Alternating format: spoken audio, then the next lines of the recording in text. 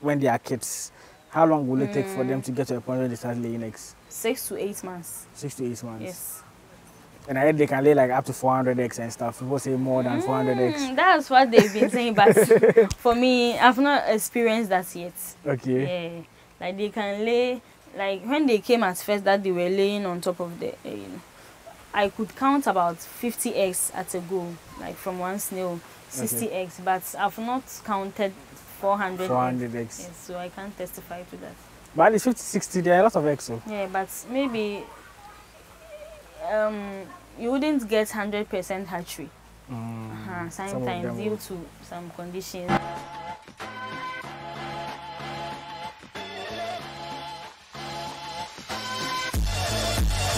So welcome back to another exciting farming week in Ghana. If today is the first time seeing me, I'm Charles, and on this channel we talk about farming and agriculture here in Africa.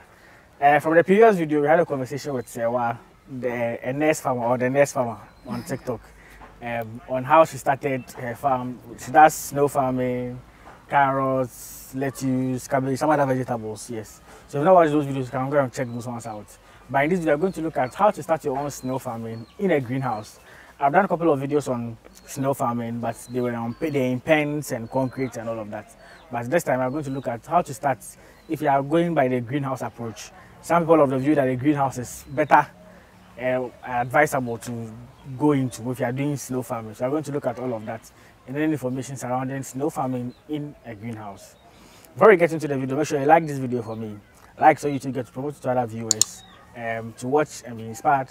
Subscribe to the channel so we all grow together. The goal is to reach 50,000 subscribers before the year ends. So please make sure that you subscribe to the channel so we all grow together and share.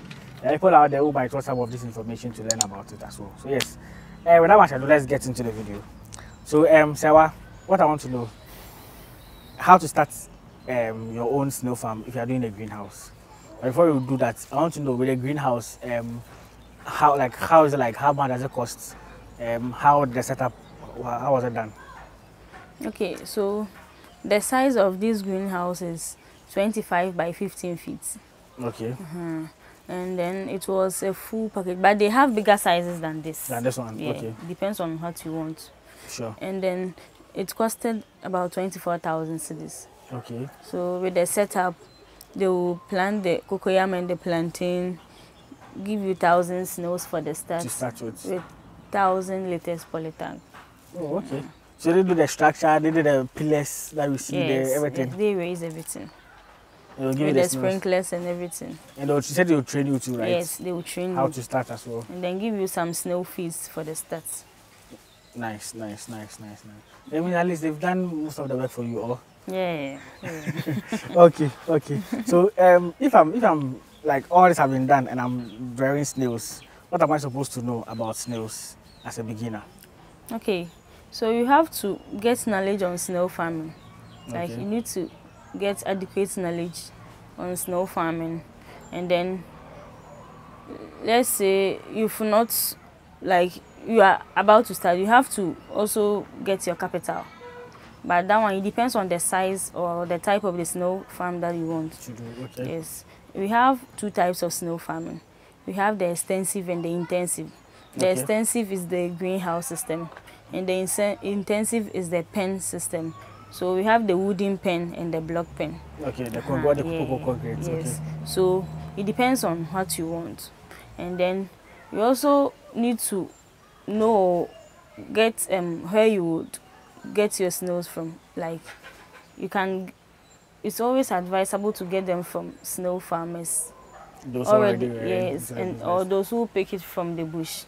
Because with those snails, they've not been exposed to harsh weather conditions. Okay. Like those are the markets. Like they are good, but for me, I wouldn't recommend that one for you. Go and buy those ones. Yes. Okay. Because sometimes you don't even know. For the snail farmers, like they would know the age of the snails if they are ready to lay eggs and those stuffs. But then with those are the markets, you might not even know if they are at a point of laying eggs. Okay. And also you have to know that the food that they eat, you have to get knowledge on the feed. Well.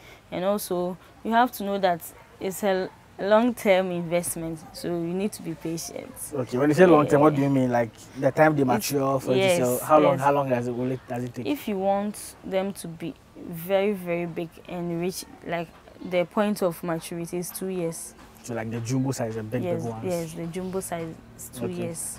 Oh, okay. It's not like a business that you can say, oh, I want to get into and get money quick. Yes. It's long term. Yes, it takes.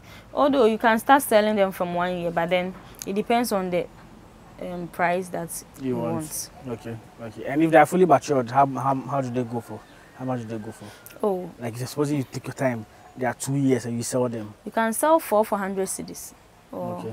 More. Like, depending on how it is. And sometimes too, like the location that you are selling it to matters. True. The location is very important because I know Accra snails are very expensive. Yeah. And even the 100, you're saying if you're selling it here on the market here. Oh, for here I'll give you 5 or 6. Okay. Yeah, but if you are going to sell, but if you are going to consume it, then for 400 cedis. In Accra, they are like very expensive. Yeah. And that ones are not even that big. Just normal size. They are very expensive. If you go to Choba, you're buying snail card, your matter is even different. Okay. So let's look at the pen. So you are saying it's what the dimension again? Yeah, 25 by 15 feet. Okay. And how many snails can it stock? Can stock about 5,000 snails. Yes. Wow. Okay. And the 1,000 snails they gave you, like you said, the people who came to do the setup, how, like, what sizes were they? Were they the small ones? Were they matured? Were they? Oh, they're about 6 months old. Snails. So they were at a point of laying eggs. Okay. So after some few months of taking care of them, they'll start laying eggs for you. Yes. Okay, so when they lay the eggs, it doesn't mean all the eggs are going to hatch. Okay. Like sometimes you can get 90% hatchery, 80%. It depends on the condition in the snail house too. Yeah. Okay. And also with when it comes to the eggs in a greenhouse, the way it is, are you able to identify the eggs when they lay them? No, because they would dig about 1 to 2 inches into the soil and then lay and cover it themselves. So mostly you wouldn't see, but you can see them maybe one B. And sometimes too, like by the time you realize, you see that it has hatched and then. Oh, okay. The small ones are moving around. If you don't take care, you stamp on them, or even like sometimes when you come to take their place in the morning, you see them very tiny on the place. If you don't take care, you throw them away. Oh, okay. So you have to also check. Yes. Nice. And so I know with the concrete, other farms are visited. When they lay the eggs, they normally scoop the eggs and put it like in the tray for them to hatch. With the greenhouse, are you able to do that? No, but one thing about the eggs is when you tag them with your bare hands, it wouldn't hatch. Yeah, I've heard that one too. So, with advantage of this one, they dig deep into the soil and cover it themselves, so you didn't even see it. So you don't have to search for the eggs; it will hatch on its own. Yeah. So this one, so in the greenhouse, you don't pick the eggs; you just leave them for them to. You don't even identify the eggs. You can't even see it. Yeah, you can't even see it. By the time you realize, like they've hatched and then. Okay. And one thing I also thinking about, see the way they are. If you are walking inside the pen, can't you step on some of them? We have some pavement blocks inside. And you see, snails are nocturnal. They are mostly active in the night. So what you have to do, you don't have to come to the snail house during the night, because for that's when they are more out. Yeah, because they might even be on the pavement block and you wouldn't see. Yeah, so by 5 p.m. their food will be ready, and then so by 5, that's when you just put the food there. They just leave them till the following morning. Okay. So let me ask this question too. So normally people ask that, when it rains, I normally see snails around my house. So can I use those snails to start my own snail farm? Okay, it depends on your location and how if the demand of those snails. For here, like we mostly like the Achatina, that's the Nwapa. Yeah. Some places too, they love or like the Achatina marginata, that's the Pobiri. Yeah. And the Achatina folica, that's what we see around the Katreven. And mostly people don't consume it. So it depends on where you are and what the people like. Yeah. If you are going to sell it. I know with the chatina is what Ghana will normally consume. Yes. The marginata, I know Nigeria. I heard Nigerians they like those ones, yes. but I feel like I don't know the people consume these ones. I can't speak to that. Okay, so it means if you're in Ghana, the ones we see at our house are the follicle ones, right? Mostly, but some people also take the marginata, the probe too. You can see them around time. But the Akatina, they are hard to find these days. Oh, okay, so those are the ones in the actual bush. Yes. But is there a way you can identify if I see like an achatina, and achatina marginata? Supposing someone sees some in the house and they want to know, oh, maybe this is the one I can grow, or this one, no, this one we don't eat them, so I can't grow them. How do you easily identify them? Okay, we use the shells to identify them. Okay, maybe you can show us one if. We have the Achatina marginata, popularly known as the giant African snail. Okay. And locally known as the pobri. Yeah. And they are very bigger in sizes as compared to the other two. Yeah. And then their skin is a bit darker than the other two too. Yeah. Okay. Then which ones are these ones? This one is the Katina. That's the Mwapa. That's the one we eat in Ghana. Eat in Ghana. Okay. Like they are also bigger. Like when they reach its maturity, but it's not as compared to the marginata. The marginata. Okay. Yeah. And the shells too. The shell too is deeper. Yeah, the shell is deeper than the lines. The lines and the lines we have like golden yellow, and then the black. Okay. Black lines. And the follicles. Yeah, they are normally small inside, though. Oh, or there are some that like you've seen bigger ones. You can see bigger ones, but they don't have much attention. We don't care for them, so they just eat what they see. So they don't grow as big as. Okay. So, but I think if you rear them too, they can be big as sure. This one. So these are the ones that we normally range around. We see in our homes. But why don't you eat these ones? Well, at least this will be easy accessible to us. So why don't you eat these ones? Like it's not good for consumption. Yeah, and the health of people. Okay. So at least in Ghana we eat the achatina. Yes, mostly. Okay. People mostly eat the achatina follicle, but it's not Yeah. Okay. And the taste-wise, I know definitely. Okay, well, I'm not eating the follicle before, so I can't tell. But I'm sure it's nicer than the. And there's one thing. Okay, you are it. Yes, and also, people too like the pobri, the achatina marginata, because of the sizes. And that one too, it lays more eggs than the achatina. And the eggs too are bigger as compared to this one. Yeah. Nice. But is there a difference in the taste between the marginata and the achatina? Okay, I've not tasted the marginata before. So you can't tell? Personally, but I'm wondering why Ghanaians will like these ones and not the other. Because the other one, you're saying the eggs are big, they grow bigger, so at least commercially it should make sense than growing this. Or they call this one Nwapa, so maybe it's Papa. That's why. Yes. Okay. So I know I've done videos on snow, as I said, but one of the comments I guess is people say, why do you put red snails? In some other cultures and stuff, they don't see snails to be food that they are edible. People see them as like dirty animals or other. I don't know how to describe them. So in Kenya, for instance, they don't eat snail at all. Like I watched the video and the person realized in Ghana we eat snails, and he's like, what are you people eating? They don't know. They don't know how nice or sweet it tastes like if you are eating and it. The nutrients content too is very high. Yes. So people don't know, but yes, it is very nutritious and edible. I know some of you who are hearing this for the first time, you feel like, people are eating snails, why eat snails and stuff? But it's a nice delicacy here in Ghana. Yes. Okay. So with the cocoyam in the you can dispose it off. With the cocoyam in a greenhouse, I want to know when you come on a regular, like what do you do in the greenhouse? What is done in the greenhouse? If you come like on a day-to-day basis, what do you do in the greenhouse? Okay, so every morning the first thing I do in the greenhouse is take the place that they ate on it the previous night.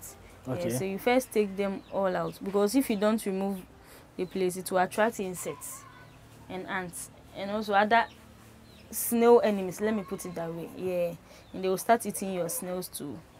So you have to, Bring especially them bring them out, the leftover foods and the plates. Then you put on the sprinklers to sprinkle water on them for about 5 minutes. Then you put it Because off. snails like a moist place, so you have to keep them moist all the time. Okay. Okay. So after that, you wash your plates, dry them. Sometimes you will see some of the cocoyam leaves. So as you bypass going in and out, some of them will be broken down, so you have to take them out.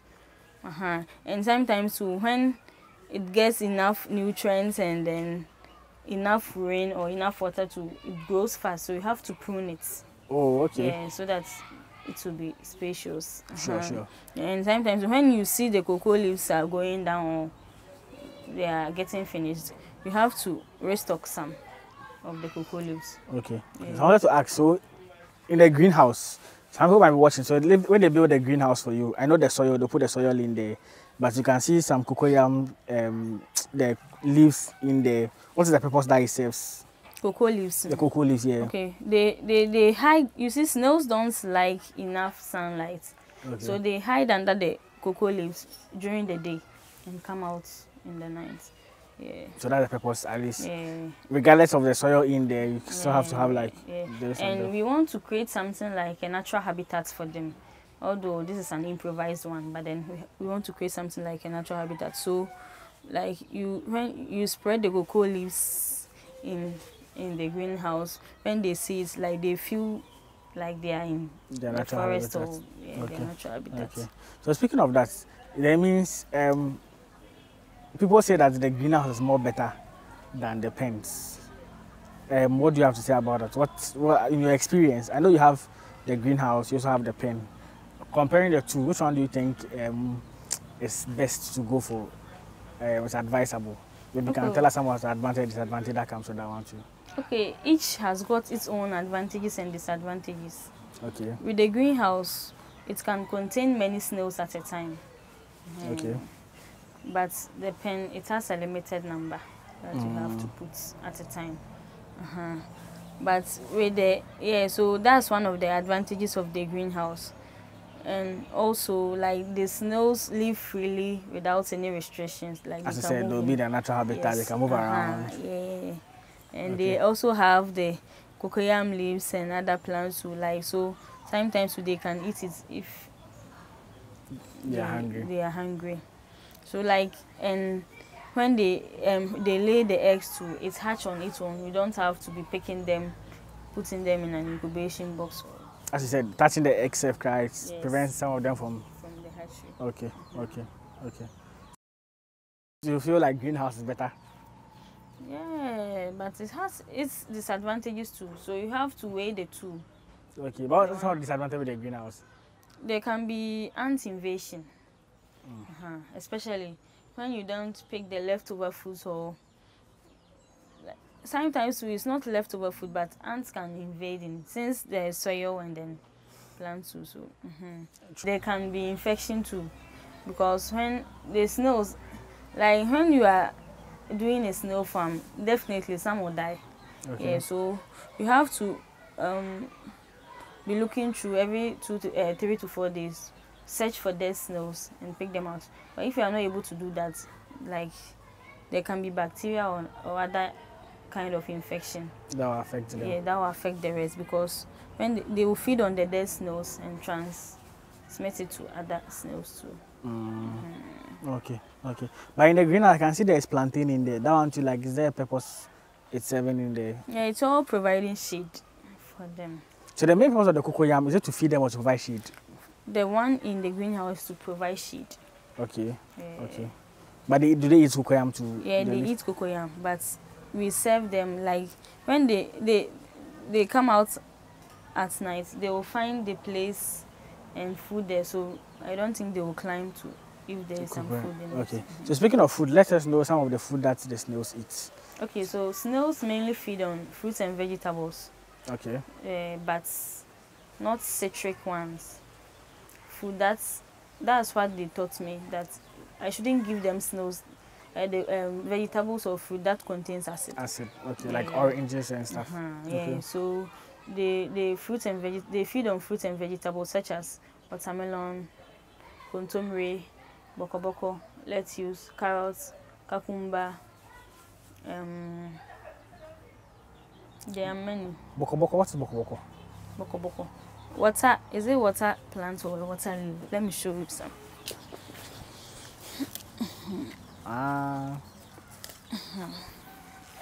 So this is I thought water lily. Oh, this is not water lily. This is water plant. I think this is water plant. So something to eat it there. So you have to grow them around. Yeah. If you can even grow some inside to help. Yeah, to help. Okay. Okay. And with the watermelon, how do you have to chop them into pieces? How do you go about that? Yeah, you have to slice them, wash, but don't think that they stay in the soil or they stay on the ground, so you won't wash their food or something like that. You have to wash every food that you give it to them. Then slice it. Yes. For much rum, Okay, okay. And you put the food in the trees. Yes. For them. Yes. Okay. So they use 10 plates every day. 10? 10 plates. Okay, for the capacity you have, right? Yes. But you said the last time you tried counting them, you weren't able to. By estimating, how many do you think you have maybe in there? Maybe getting to 2,000.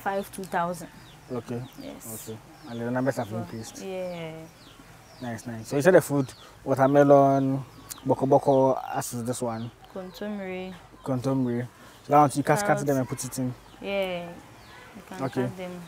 But you have to wash it. All has to be washed. Yes. Okay. Lettuce, cucumber.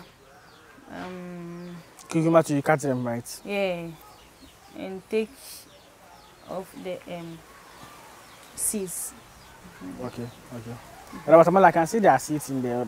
They eat the watermelon seeds. For the watermelon seeds, like you can't take them out. Okay, it will be a lot of weight. Yes. Okay. So they will just eat and leave the seed. Sure. But the cucumber, you can take them out. So you have to take them out. It's easy to take them out. So. And they also feed on calcium. You have to give them calcium. Okay. Because if you don't give them calcium, they will eat themselves. Yeah. Yes. They cannibalize too. Yeah. Why never do they do that? Yeah. Because when they lack calcium, they cannibalize. They cannibalize. Wow. Yeah, so they will kill it and then feed on the shell to provide themselves with calcium. Yeah, so they cannibalize. So you always have to have. So the calcium, what are the source of the calcium you give them? Eggshells. So you have to wash, dry, and then grind it into powdered form and add moringa leaves. The moringa leaf too, you have to wash it and dry. Then you grind it together with the eggshells. That's one. Okay. You can also give them oyster shells. The oyster shells, I get it from those who sell the poultry feed.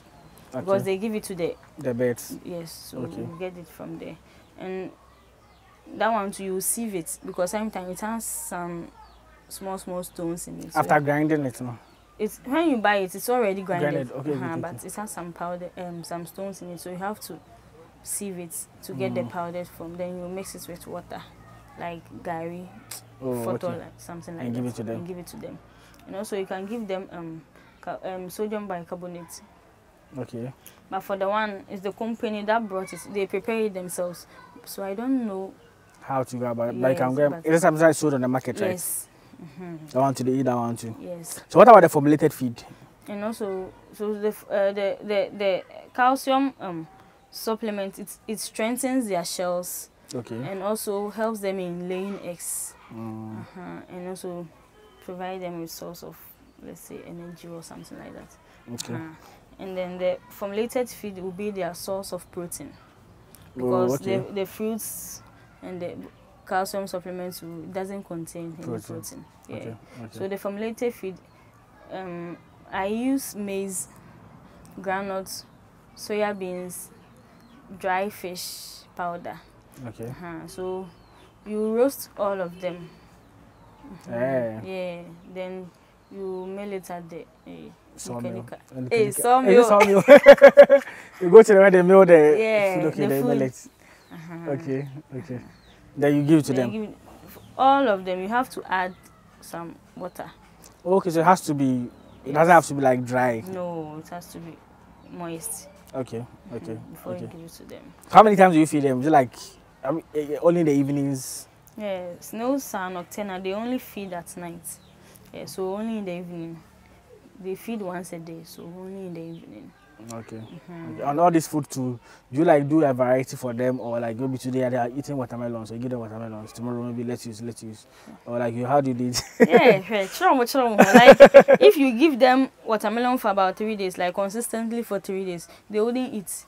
Sure. I won't pay varieties. So. But for the calcium supplement, give it to them at least once every week. Okay. And this formulated feed too. So you can be giving them the fruits and vegetables for about 4 days or 5 days. Then you give them the, in between the days, you give them the calcium supplements and also the formulated feed. Okay. Because they need it. For that one, they need. If you don't give it to them, it will yeah. Oh, nice. So the baby snails, do they have a special feed that they eat? Do they eat from their mother, or how do they feed? They also feed on what's it's giving them. Yeah, it's giving them, because like you can't even identify them. Say you will be taking them out and then give them their own food. They are all in the greenhouse, so what you serve is what they all eat. Oh, okay. And I wanted to ask a question. So this question too. So snails, do you have male snails and female snails? Okay, snails are hermaphrodites. Okay. They have both the male and the female sex organ. Although some people will tell you that we have males and snails, females, but I've not been able to identify male sex organ and then female sex organ. Okay. Like I know they are hermaphrodites, so both males and females lay eggs. Yeah. Oh, then that's nice. And like what at what point in time do they lay eggs? Like the months. So let's say from when they are kids, how long will it take for them to get to a point where they start laying eggs? 6 to 8 months. 6 to 8 months. Yes. And I heard they can lay like up to 400 eggs and stuff. People say more than 400 eggs. That's what they've been saying, but for me, I've not experienced that yet. Okay. Yeah. Like they can lay, like when they came at first that they were laying on top of the, I could count about 50 eggs at a go, like from one snail, 60 eggs, but I've not counted 400 eggs. Yes, so I can't testify to that. But at least 50, 60, there are a lot of eggs. So. Yeah, but maybe you wouldn't get 100% hatchery. Sometimes due to some conditions, maybe too much rain, too much sunlight.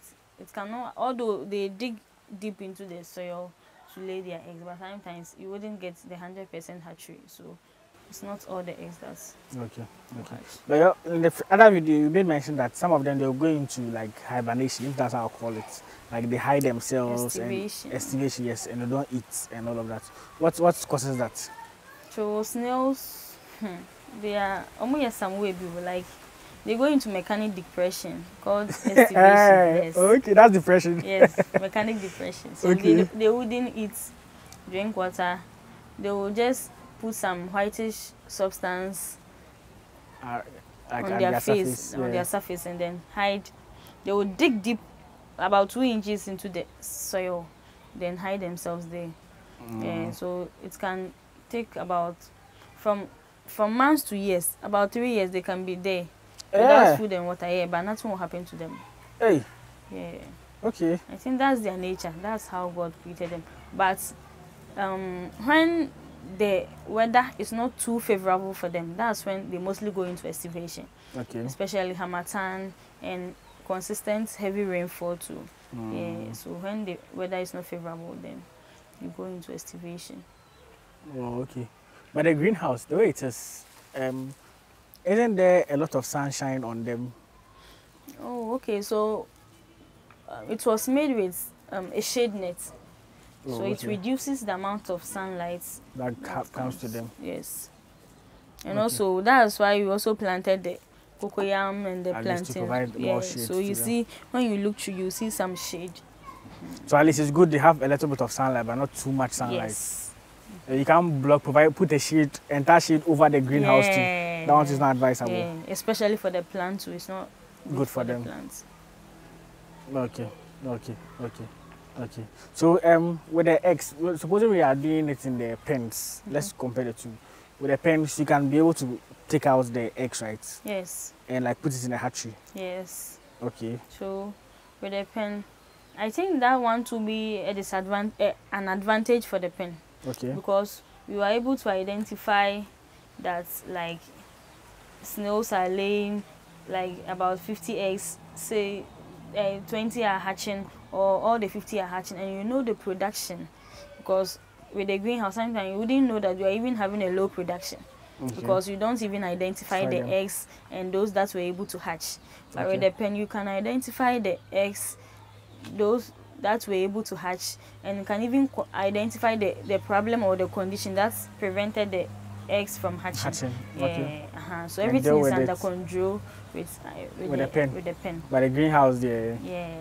So the greenhouse mostly is like, it gives like a natural habitat for them and makes them grow well and stuff. But just that there are a lot of disadvantages that come with it. You have some challenges with the greenhouse. Nice. But I like the way they fix it, having like sprinklers and stuff that you can just open them, just like that. Okay. So I can see water bowls as well. Those snails, do you like give them water to drink? Yeah, they bath and drink water. Bath? Yes. Okay. Because sometimes you come and see them diving in the water, like swimming in a swimming pool. Okay. So they drink water too. It's good to give them water. Yes, you have to give it to them. It's mandatory. You have to give them I was thinking if they don't drink water, there's no need to give them water. No, they drink. You have to give them. Yes. Okay. But I want to know what animals attacks snails a lot? Like animals that prevents their growth or maybe causes mortalities among them? Mostly the red ants. The red ants? Yes. That's what I've identified in my greenhouse. Yes. Okay. But maybe there are ants. Ants there, no matter what soil there will be in it. So how do you able to prevent that? Okay. I use the neem tree. Then I will put it in water. I will soak it in water for about 2 days. Then sprinkle it in the greenhouse. And it helps. It kills them. It really helps. Yeah. Even if it doesn't kill them, like it will eliminate them. It will let them drive them away. Yes. Oh, okay. So at least within a year or two, I know they've matured. That I can be able to sell them. Yes. And they've been able to reproduce to replace the numbers. Yes. At least capacity of 5,000. I know and it's been like how many months now? 6 months. 6 months. Yes. With time there'll be like more numbers. Yes. And you said a greenhouse so they can stock more capacity, right? Yes. Because when they are overcrowded too, like it kills them. Overcrowding is one of the problems of snails. Yes. They don't like being overcrowded. So with this one, how supposing you want to you're harvesting, kind of, how can you be able to find them? Because the way it is, most of them will be hiding in the soil. You might not be able to pick them out. How would you go about it? So they normally come out in the night. So you have to put a food that has a strong scent, like the formulated feed and the egg shells. It has some scent, which attracts them because they sense food by smelling in the night, so they will come around to eat. Then you pick them. But I was wondering the way it is and the way like they are in there. Definitely, so they'll be hiding. So going to pick them out might be difficult. Yeah, especially, and you can't harvest them in the Hamatan season because most of them goes into estivation during the Hamatan. Yes, because you see it's a dry season. Although you have some sprinklers and then you water them, but still they'll go into estivation. Okay, and I heard snakes also likes being around the snails. Like snakes also attack them. How true is that? Yeah. So I know that snakes, because they like eggs. Yeah. Because snakes like normally where eggs are. So like I heard like the normally like lizards too. That's what I also heard that. Yeah. So they normally come around it's always closed and locked. But anytime you enter to, you have to close it. So at least no one. So that is secured. So as we like come to the end of the video, I want to find at least reiterate that snail farming is profitable. It's something that someone can do. You advise someone to venture into. Yeah, snail farming is very profitable, but it takes patience because you wouldn't harvest the snails anytime soon. Like when you start it today, in 2 months' time, 3 months' time. No, it depends on the sizes too you start with. But Okay. if you are starting with the smaller sizes, it takes time, but it's worth it. It's very As you said, profitable. 1 year, 2 years before you Yes, can be able to yes, sell. yes. Okay, and there's ready markets for that one too. Yeah, ready market. People always need snails, and also if you are able to do it like bigger, for export to like people You can be able to export do it. that. Yes. People talk about this thing, snail slime. I know that you've heard of it. People say in other countries they're able to extract the slime and like it's costly because they used to do perfumes and stuff, pomades and stuff Yeah. as well. Yeah, they mostly use the folica, the one that we don't consume. So Yeah. that's what they use for the slime. Yeah, mostly. Oh, okay. So, but we don't wear it. So those who wear it or those who pick it, then.